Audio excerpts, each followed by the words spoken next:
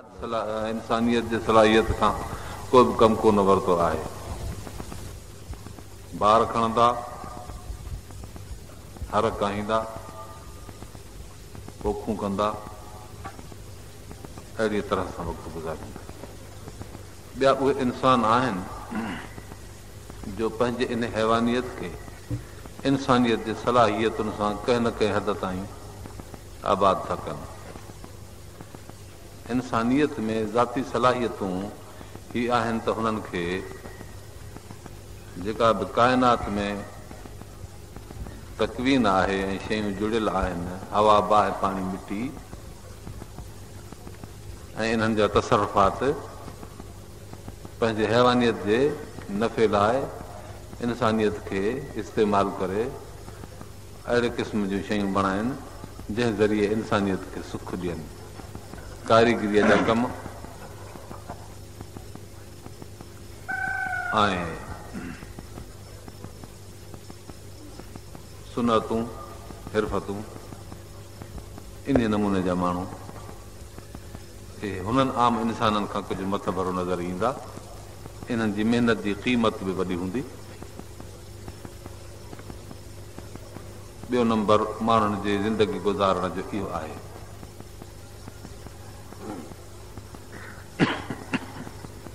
इन खां मथे अञा उहे इंसान आहिनि जेके इंसान उन्हनि जी अक़ल खे अलाह तबारक व तआला वहीअ जे नूर सां रोशन कयो।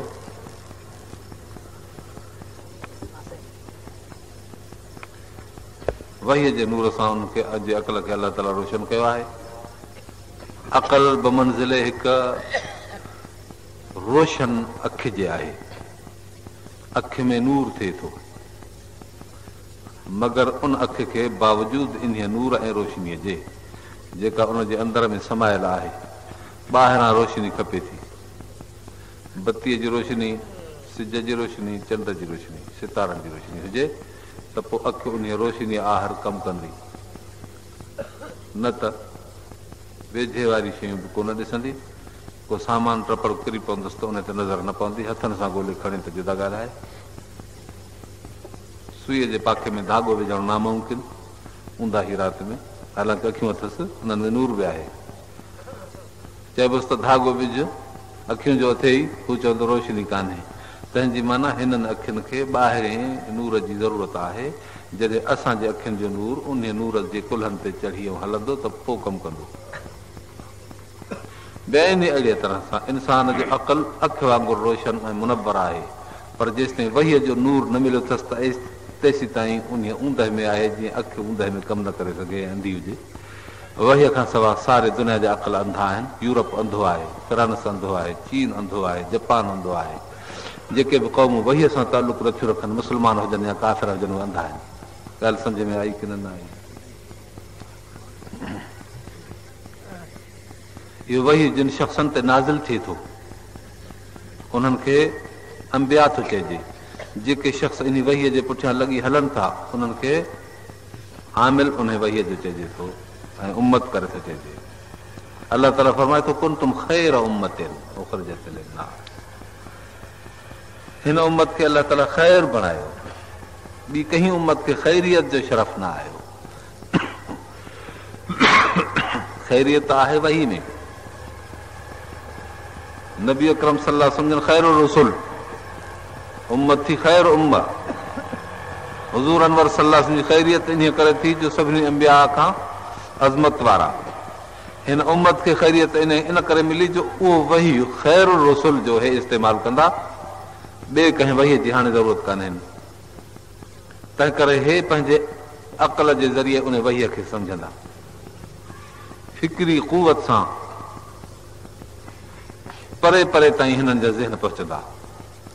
जेके क़ौमूं मुस्लमाननि जूं वहीअ जे अल्फाज़ में पंहिंजे अक़ल खे बंदि थियूं कनि, या जंहिं ते वही नाज़िल थियो उहो आहे रसूल, तंहिंजे अहादीस ऐं फरामीन ते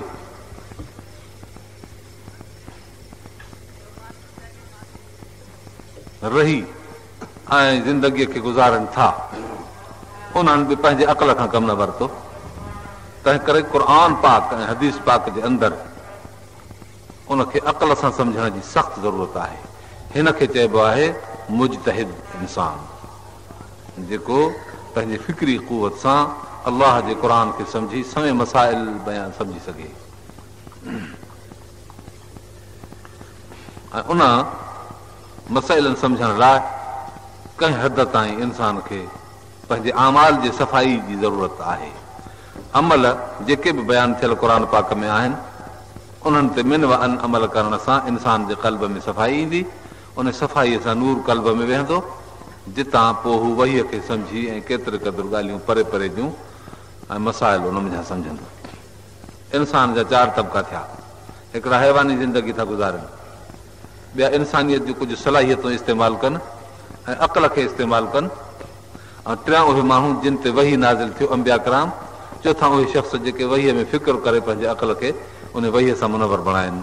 बहरहाल इंसान जो आला तबिको आहे उहो जंहिं ते वही नाज़िल थियो, ऐं उनखां बाद आला तबिको 2 नंबर में उहो आहे जेको इन वहीअ खे सम्झी अलाह जे क़ुर ऐं हदीस पाक खे नबीअ जे खे सम्झी ऐं पंहिंजे ज़िंदगीअ खे दुरुस्त करे। हीअ आहे इंसानियत जी तक़ाज़ा।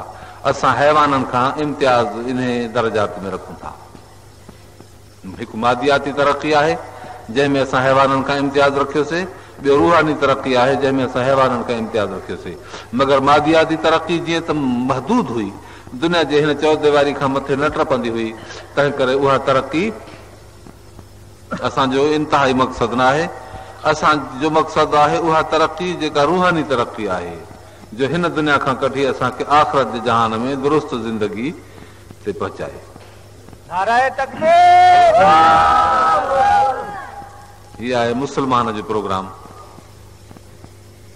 अल्लाह तबारक व तआला हुज़ूर अनवर सल्लल्लाहु अलैहि वसल्लम जन खे इन अंबिया कराम जे सिलसिले में आणींदे इंतिहा नबूवत जी कई रसूलुल्लाह सल्लल्लाहु अलैहि वसल्लम ते। पाण सां फरमाइनि अन आख़िरुल अंबिया, मां आहियां पोयों नबी। हाणे इन्हनि जो मक़ाम ऐं मर्तबो विसारे नथो सघिजे। अल्लाह तबारक व तआला अंबिया कराम खे पंहिंजे कलाम नाज़िल करण जे लाइ चूंडियो। इहा अहमियत केरु भुलाईंदो? पोइ जॾहिं इहा वॾी ॻाल्हि आहे जो रब ताला हिन काइनात में अंबिया कराम खे चूंडे पाण सां हम कलामी कयो ऐं उन्हनि ते पंहिंजो कलाम नाज़िल फरमायो ऐं पोयों रसूल हुज़ूर अनवर सल्लल्लाहु अलैहि वसल्लम खे बणायो, इहा वॾी अहमियत जहिड़ी ॻाल्हि आहे। इंसानियत में अज़मत इन दर्जे ते पहुती जो रब सां बानो वहीअ जे अंदरि कलामी थियो। त असांखे 2 नंबर में लाज़मी तरह उहे इंसान मञणा पवंदा जेके वरी इन नबीअ सां सिधो सां ॻाल्हाइनि। क़ुर पाक जा 30 पारा आहिनि।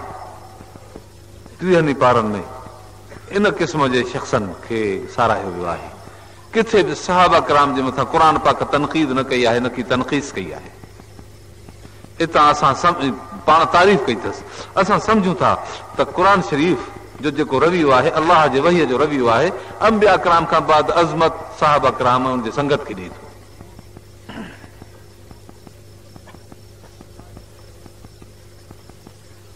पाण फरमाइनि था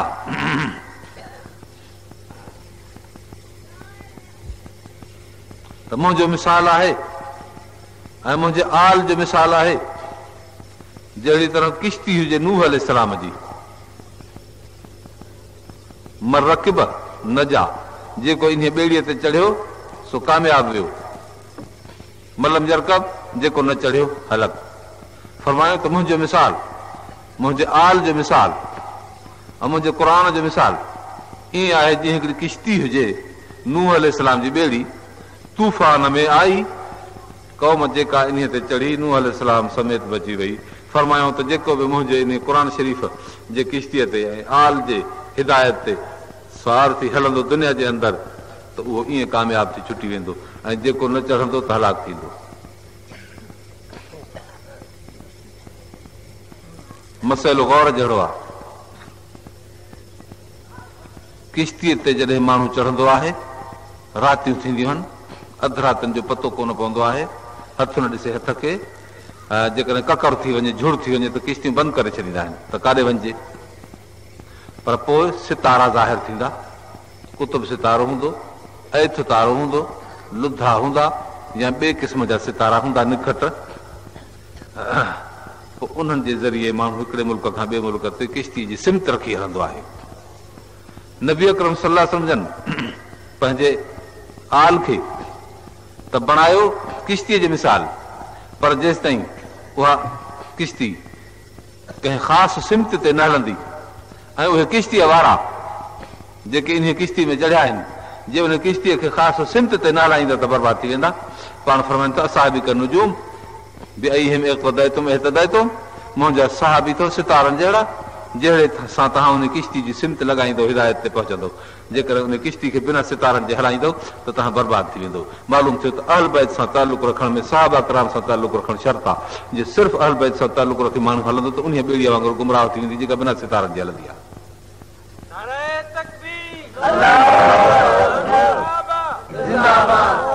अहल बैत ऐं सहाबा जो पाण में जेको तालुक आहे सो चोले दामन जो तालुक आहे। सितारा ऐं किश्ती नबी अकरम सल्लल्लाहु अलैहि वसल्लम पंहिंजे सहाबा कराम में हिकिड़ा हुयसि पंहिंजे ख़ानदान जा माण्हू, ॿिया सभु सहाबा रसूलुल्लाह सल्लल्लाहु अलैहि वसल्लम जा। हिकिड़नि खे सितारा करार ॾिनो, ॿियनि खे स्वारी करार ॾिनो। स्वारी बिना सितारनि जे, स्वारी बिना सितारनि जे, सितारा बिना स्वारनि जे कमु न ॾींदा, सितारा बिना स्वारनि जे कमु न ॾींदा, स्वारी बिना सितारनि जे कमु न ॾींदी। जेकॾहिं तव्हांखे ज़िंदगी जो सफ़र करणो आहे त हुज़ूर अनवर सल्लल्लाहु अलैहि वसल्लम जे आल ऐं सहाबा कराम सां इहो ई तालुक रखो, न त निजात न थींदव। को बि जेकॾहिं कंहिं तरफ़ खे छॾींदो त न बचंदो। ॻाल्हि सम्झ में आई की न आई? हे आहे दीन मुकम्मल। हुज़ूर अनवर सल्लल्लाहु अलैहि वसल्लम जन इन जमात खे, हुज़ूर अनवर सल्लल्लाहु अलैहि वसल्लम जे लाइ अलाह ताला इन जमात खे चूंडियो जेके हुज़ूर अनवर सल्लल्लाहु अलैहि वसल्लम सां गॾु दीन जो कमु करणु लॻा। इन्हनि जी अज़मत रब तबारक व तआला वटि आहे।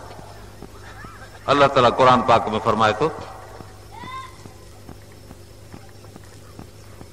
अस्साबिक़ून अल-अवलून मिनल मुहाजिरीन वल अंसार वल्लज़ीना तबऊहुम बिइहसान रज़ियल्लाहु अन्हुम व रज़ू अन्हु अअद्दल्लाहु लहुम जन्नातिन तजरी मिन तहतिल अनहार ज़ालिकल फौज़ुल अज़ीम। अस्साबिक़ून अल-अवलून अॻराई करण वारा जेके रसूलुल्लाह सल्लल्लाहु अलैहि वसल्लम जा दोस्त हुया, अॻराई करण वारा मुहाजिर जिन हिजरत कई, अॻे अॻे रसूलुल्लाह सल्लल्लाहु अलैहि वसल्लम वटि पहुता, ऐं वरी जिन अॻे अॻे उन्हनि अॻियनि जी ख़िदमत कई अंसार, अंसार में बि तबका थिया, मुहाजिरीन में बि तबका थिया। मुहाजिरनि हिजरत कई, वतन छॾिया, नबी अकरम सल्लल्लाहु अलैहि वसल्लम पुठियां जायदाद फिटी करे, अयाल फिटी करे, औरत न आई त औरत खे छॾियऊं, मिट न आया त मिटनि खे फिटो कयूं। सभु तालुक ऐं रिश्ता रसूलुल्लाह सल्लल्लाहु अलैहि वसल्लम ते क़ुर्बान करे आया। हे अस्साबिक़ून अल-अवलून मिनल मुहाजिरीन। ऐं ॿी जमात जिन हिननि खे अखियुनि ते रखियो, हिननि खे जायूं ॾिनियूं, हिननि जी ख़िदमत कई, अहल अंसार, अलाह ताला इन्हनि जो बयानु क़ुर पाक में थो तारीफ़ जे तौर ते फरमाए। रब ताला फरमाए थो रज़ियल्लाहु अन्हुम व रज़ू अन्हु, रब इन्हनि खां राज़ी थियो, हे अलाह खां राज़ी थिया। जो अहिड़ो रसूल, अहिड़ो प्रोग्राम अलाह ताला इन्हनि खे अता कयो। अअद्दल्लाहु लहुम जन्नातिन तजरी, हिकिड़ो इन्हनि खे तुमको मिलियो। ॿियो रब ताला इन्हनि खे जन्नात अता कई आहे, तजरी मिन तहतिल अनहार, जिन जे हेठां नहरूं थियूं वहनि, उनखे आबाद करण जे लाइ। ज़ालिकल फौज़ुल अज़ीम, ही आहे इंतिहाई नंबरनि में पास थियणु, कामयाबी वॾी। टे ॻाल्हियूं थियूं मिलनि पियूं मुहाजिरीन अंसार खे, हिकिड़ो रज़ा, ॿी जन्नत, टियों कामयाबी इंतिहाई पास हुजणु, इंतिहा दर्जे। सुवाल पैदा थियो त नबी जे फैज़ मंझां टे कामयाबियूं हुननि खे मिलियूं, रब जी रज़ा ऐं जन्नत, कामयाबी। अया इन क़िस्म जो फैज़ नबी अकरम सल्लल्लाहु अलैहि वसल्लम जे सहाबा खां सवा कंहिं ॿियनि खे बि नसीब थींदो या न? अलाह ताला क़ुर में फरमायो, हा नसीब थींदो। केरु? वल्लज़ीना तबऊहुम, जेके इन्हनि जे कढ लॻंदा, जेके इन्हनि जे पोयां हलंदा। इहो लफ़्ज़ आम थी वियो। जेसीं ताईं दीन आहे, जेसीं ताईं दुनिया आहे, जेसीं ताईं क़यामत न आई आहे, आलम खे वजूद आहे, वल्लज़ीना तबऊहुम जो वजूद मिलंदो रहंदो। माना हुज़ूर अनवर सल्लल्लाहु अलैहि वसल्लम फैज़ जेसीं ताईं दुनिया आहे तेसीं ताईं थींदो रहंदो, मुहाजिरिन अंसार ते रब तबारक व तआला पंहिंजी इन इनायत खे बंदि न कयो, पर इन इनायत खे आम रखियो मगर शर्त इत्तिबा जे सां। जेको इन मुहाजिरिन अंसार जो ताबे थींदो, जीअं जो रसूलुल्लाह सल्लल्लाहु अलैहि वसल्लम जा इहे ताबे थिया। असांखे इते इन जमात जी अहमियत मालूम थिए थी। माना जंहिंखे रसूलुल्लाह सल्लल्लाहु अलैहि वसल्लम ताबेदार थियणो आहे त उहो इन जमात जो ताबेदार थींदो, तॾहिं ताबेदारी मिलंदसि, न त न मिलंदसि।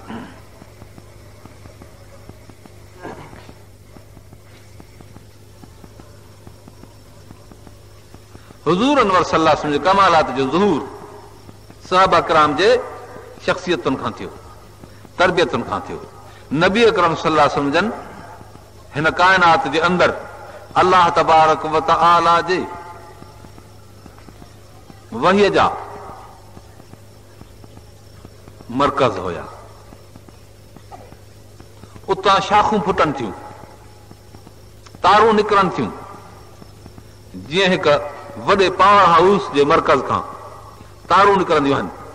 पोइ जिते जिते सलाहियत हूंदी उते उहा चिमक ज़ाहिर थी पवंदी। सलाहियत बत्तीअ में इहा आहे त रोशनी आहे, लाउड में इहा आहे त आवाज़ आहे, मशीन में इहा आहे त उहो चकर फेराईंदी, एयर कंडीशन हूंदी त उहा थधि आणींदी या गर्मी आणींदी। बहरहाल जहिड़े जहिड़े क़िस्म जूं मशीन में सलाहियतूं हूंदियूं उहे सलाहियतूं निकिरी पवंदियूं। तार ॻंढण जी देरि आहे। अलाह तबारक व तआला हुज़ूर अनवर सल्लल्लाहु अलैहि वसल्लम जे चौधारी 1.25 लख अहिड़ियूं मशीनूं रखियूं हुयूं जिन ते रसूलुल्लाह सल्लल्लाहु अलैहि वसल्लम जे अदब इताअत ऐं अक़ीदत जूं तारूं जॾहिं पहुतियूं त उहे सभई चिमकी पिया पंहिंजे पंहिंजे सलाहियतुनि में। हीअ आहे सहाबा जी जमात। पोइ तव्हां हिननि बत्तियुनि मंझां रोशनी हासिल करियो था, तव्हां बत्तियुनि मंझां रोशनी हासिल करियो था, लाज़मी तरह सां एहसानमंद आहियो उन पावर हाउस जा। तव्हांखे ईअं सहाबा किराम जो नूर पहुचे थो जीअं हिननि बत्तियुनि जो तव्हांखे नूर पहुचे थो।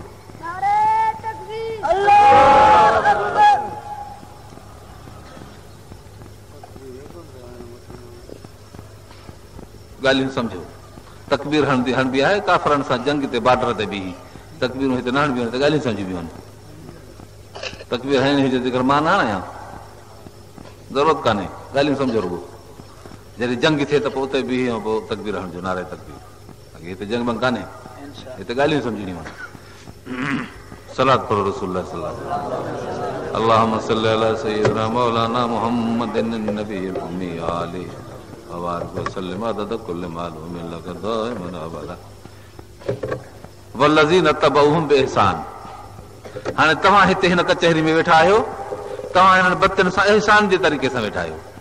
को अचे लठ हणे बत्तीअ खे त बत्ती भॼी पए, को अचे लाउड स्पीकर जे तार छिने त आवाज़ ख़तम थी वञे। ईअं थींदो की न? हा न? पोइ इहो शुक्रगुज़ार चइबो हिन माहौल जो। जेके इन रसूलुल्लाह सल्लल्लाहु अलैहि वसल्लम जे माहौल जा, रसूलुल्लाह सल्लल्लाहु अलैहि वसल्लम जे ॿाहिरियल बत्तियुनि जा जेके शुक्रगुज़ार थींदा उहे हिन वल्लज़ीना तबऊहुम बिइहसान। उन्हनि में कंहिंखे भञनि, कंहिंखे धक हणनि, कंहिंजी शकवा कनि, कंहिंजी हजव कनि, कंहिंखे घटि वधि ॻाल्हाइनि। इहो ईअं आहे हिन कचहरी जे अंदरि हिकिड़ो बत्तियूं भञे, ॿियो तारूं टोड़े, ॿियो बल्ब भञे, अंधेरो मुल्क करे छॾे। इन्हनि माण्हुनि सहाबा किराम जे बत्तियुनि खे जंहिंखे रसूलुल्लाह सल्लल्लाहु अलैहि वसल्लम ॿाहिरि दुनिया जी हिदायत लाइ कयो, कंहिं धक हयो, कंहिं बल्ब भॻो, कंहिं ईअं कयो, पोइ त दुनिया खे अंधेरो कंदा। इहा ॻाल्हि सम्झ में आई की न आहे? वल्लज़ीना तबऊहुम बिइहसान। अल्लाह क़ुरान में फरमाए थो त मुहाजिरिन अंसार जा ताबेदार। मुहाजिरनि अंसारनि खे 3 तुमका यादि करियो ॻाल्हि। हिकिड़ो आहे रज़ियल्लाहु अन्हुम व रज़ू अन्हु, अअदल्लाहु लहुम जन्नातिन तजरी मिन तहतिहा अल-अनहार। ॿियो ज़ालिकल फौज़ुल अज़ीम, रज़ा, जन्नत, कामयाबी। इहे 3 आहिनि सहाबा किराम खे। ॿियनि खे बि मिलंदियूं की न? ॿियनि खे बि मिलंदियूं। उहो छा? रज़ा, जन्नत ऐं फौज़ अज़ीम, कामयाबी। इहे 3 मिलंदियूं बराबरि। जीअं तव्हांखे हिननि बत्तियुनि में नूर हासिल थो थिए, तव्हांजा चेहरा मुनवर ऐं रोशन आहिनि, हे बत्तियूं ॿरनि थियूं पाण, तव्हांखे रोशन कयूं अथनि। सहाबा किराम नबी अकरम सल्लल्लाहु अलैहि वसल्लम दीन वठी ईअं चिमकी पिया, हिन काइनात खे क़यामत ताईं ईअं चिमकायूं। जेके शख़्स हिननि जा ताबियो थींदा, जीअं ख़ुदा सहाबा खां राज़ी हो, उन्हनि खे जन्नत ॾिनी, उन्हनि खे कामयाबी, तीअं तव्हांखे बि तव्हां खां बि राज़ी थींदो, तव्हांखे जन्नत ॾींदो, तव्हांखे कामयाबु कंदो। पर हिन बत्ती जे फैज़ ऐं नबी जे फैज़ में इहो फ़र्क़ु आहे त बत्ती पाण ॿरे थी, तव्हांखे ॿारे नथी, तव्हांखे चिमकाए थी। ऐं नबी जो फैज़ जीअं साहबा खे ॿारियईं तीअं तव्हांखे बि ॿारे छॾींदो। तव्हांखे सिर्फ़ु न चिमकाईंदो पर तव्हांखे बि ॿारे छॾींदो। जो तव्हां अॻिते ॿियनि खे ॿारींदो, तव्हां अॻिते ॿियनि खे ॿारींदो। नबी जे फैज़ ऐं बत्ती जे फैज़ में इहो फ़र्क़ु आहे।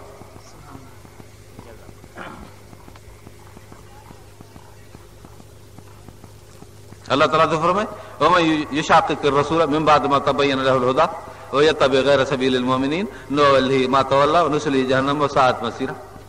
मन युशाक़िक़िर रसूल, जेको इन रसूल जी मुखालफ़त करे, मिन बाद मा तबय्यन लहुल हुदा, हिन खां पोइ जो हुदा ज़ाहिर थी वियो, हुदा पधरो थियो। हुदा छा आहे? अलिफ लाम मीम ज़ालिकल किताब ला रैब फीह हुदन।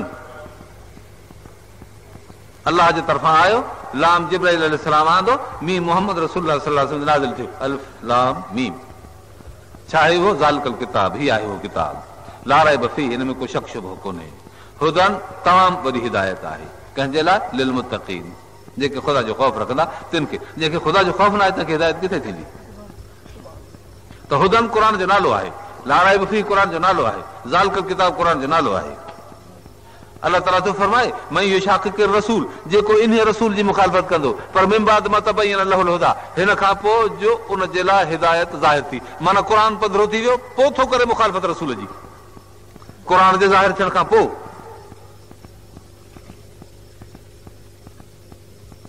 भला क़ुर जे ज़ाहिर थियण खां अॻु में रसूल जी मुखालफ़त कजे? इहो आहे कोन, मगर इहो वाक़ियो कोन्हे, छो त नबी नबूवत जी दावा करे त पोइ मुआफ़िक़त ऐं मुखालफ़त जो सुवाल पैदा थिए न। यानी मुखालफ़त थींदी मिन बाद मा तबय्यन लहुल हुदा आहे, यानी क़ुर जॾहिं ज़ाहिर थींदो त पोइ मुखालफ़त थींदी। तंहिं करे अल्लाह ताला सिर्फ़ु इन पहलू खे बयानु कयो, मिन बाद मा तबय्यन लहुल हुदा, यानी क़ुर जॾहिं नबीअ जे मथां पधरो थियो, हाणे जेको मुखालफ़त करे, क़ुर नबीअ ते हींअर पधरो आहे की न कोन्हे? सहाबा किराम जे ज़माने में पधरो हुयो न, नबी जे ज़माने में जेका आयत नाज़िल थी सा बि पधरी ही न। अबू जहल मुखालफ़त कई, अबू लहब मुखालफ़त कई, ॿियनि केतिरनि काफ़िरनि मुखालफ़त कई। मिन बाद मा तबय्यन लहुल हुदा, हुदा ज़ाहिर थी, पोइ रसूल जी मुखालफ़त कई। सहाबा किराम जे ज़माने में क़ुर पेश कयो वियो, जिन मुखालफ़त कई उन्हनि रसूल जी मुखालफ़त कई। ताबईन जे ज़माने में जंहिं क़ुर पेश कयो, मुखालफ़त कयो, उन्हनि रसूल जी मुखालफ़त कई। अहिड़ी तरह सां अॼु जेको क़ुर पेश कंदो ऐं क़ुर जी जेको मुखालफ़त कंदो, उन 1400 अॻे गुज़िरियल रसूल जी मुखालफ़त कई। इहा मुखालफ़त जेकी हिकदमि फौरन उते पहुचंदी, छो त तार ॻंढियल आहे न, तार ॻंढियल आहे। जिते बि तार छिनंदो त उते नुक़सानु पहुचंदो न, जिते बि बिजली खे हथु लॻाईंदो त उते तव्हां करंट पहुचंदी न। असांजो ॻोठु हितां तव्हांजे सखर खां हिन ज़िले खां 72 माइल परे आहे, मगर उते बि बिजली जी शाख अहिड़ी ईंदी आहे, जेकर हथु लाहे उते जो माण्हू मरी पए। अॼु बि जेको इस्लाम सां हथु चुराद कंदो त इहो हिकदमि ईमान हुनजो मरी वेंदो, कल्ब हुनजो हिकदमि मरी वेंदो। जेकर इन खे सही माना में इस्तेमालु कंदो, उन खां नूर हासिल कंदो त कल्ब बि रोशन थींदुसि, दुनिया बि रोशन, आख़िरत बि रोशन। पर जेकर इन सां हरकत कंदो त अहिड़ी ठोकर लॻंदसि जो ईमान ख़तमु। बिजली खे हथु लॻाइण सां जान ख़तमु थींदी आहे, पर इस्लाम जी गुस्ताखी सां ईमान ख़तमु थींदो आहे।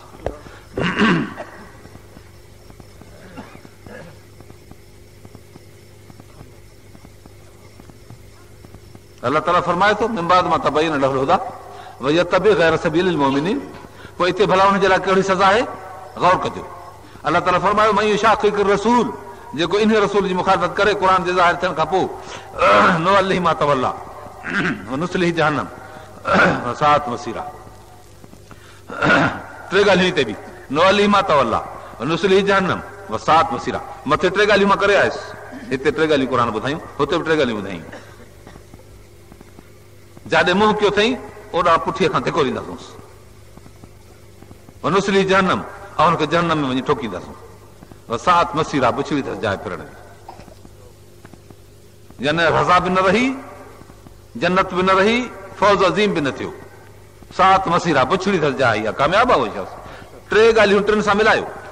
अरे जेको इन मुहाजिरिन अंसार जे ताबे थींदो, ख़ुदा उन्हनि खां राज़ी, जन्नत बि मिलेसि, फौज़ अज़ीम बि थिएसि। जेको इन नबी जी मुखालफ़त करे, मन युशाक़िक़िर रसूल, जेको इन रसूल जी मुखालफ़त करे क़ुर जे ज़ाहिर थियण खां पोइ, असां छा कंदासीं हुनखे? नुवल्लिहि मा तवल्ला, जाॾे मुंहुं कयो थिए ओॾे धिको ॾींदासीं। पोइ काथे किरंदो? जहन्नम में किरंदो, हुते जन्नत में वेंदो, हुते का रज़ा थींदी, हिते रज़ा हली वई, हिते जन्नत जे बजाए जहन्नम में वियो, हुते कामयाबी ही, हिते कामयाबी जे बजाए साअत मसीरा, बुछड़ी जाइ में वञी पहुतो। टे जायूं, टे जायूं टिनि जे मुक़ाबले में। पर ॿिली ॻाल्हि आहे त उते हुयो साबिक़ूनल अव्वलून मिनल मुहाजिरीन वल अंसार वल्लज़ीना तबऊहुम बिइहसान, जेके ताबेदार थिया इहसान सां, उन्हनि खे कामयाबी मिली। हिते अल्लाह ताला जो फरमाए जेको रसूल जी मुखालफ़त करे तंहिंखे इहे टे सज़ाऊं आहिनि। तॾहिं रब ताला ॿियो बि लफ़्ज़ वधायो हिते, वयत्तबि गैर सबीलिल मुमिनीन, रसूल जी मुखालफ़त करे ऐं इन्हनि मोमिननि जो रस्तो छॾे को ॿियो रस्तो इख्तियार करे त पोइ रसूल जी मुखालफ़त में इन्हनि मोमिननि जे मुखालफ़त में सज़ा साॻी।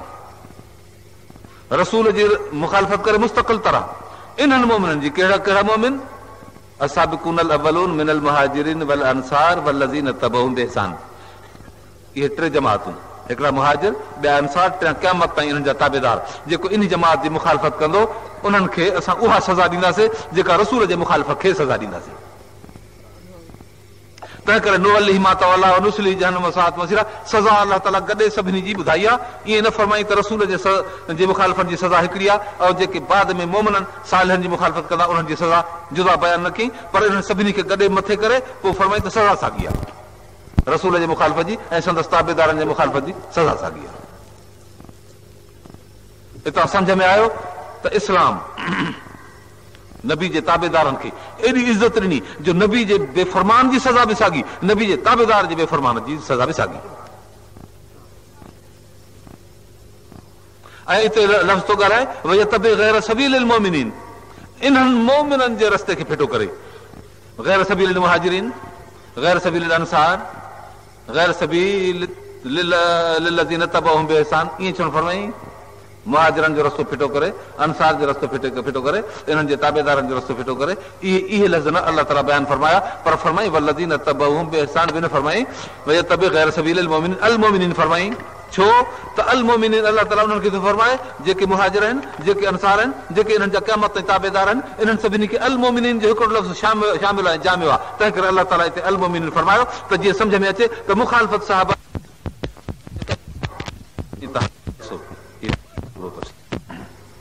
अलाह जो क़ुर नाज़िल थियो, जिन जे मथां नाज़िल थियो उन्हनि खे उम्मती बणाई।